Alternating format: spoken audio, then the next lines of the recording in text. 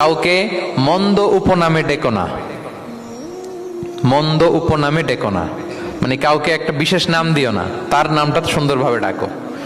নাম বিকৃতি করা কবিরা গুনাহ। নাম আপনি বলুন হুজুর এটা একটা কথা হইলো, নাম বিকৃতি করছি তো কি হয়েছে, এটা আপনার কাছে সমস্যা নাই।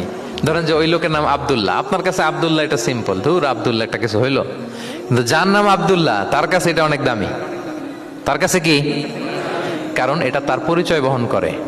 ধরেন যে আমার নাম কি মিজান, আপনার কাছে মনে হয় আরে মিজান একটা নাম হইলো, তা আমার কাছে তো এটা অনেক গুরুত্বপূর্ণ, কারণ এটা আমার পরিচয় বহন করে।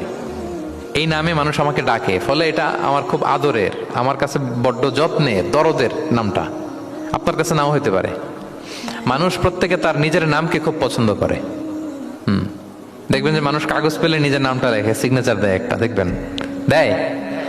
এরপর দেখবেন যে সি বিচে ঘুরতে গেলে বালুর মধ্যে নিজের নামটা লিখে, দেখবেন লিখে। শুধু তাই না, লিখে আবার একটা লাভ আঁকে, লাভ স্যার থেকে আঁকে। কেন আঁকে?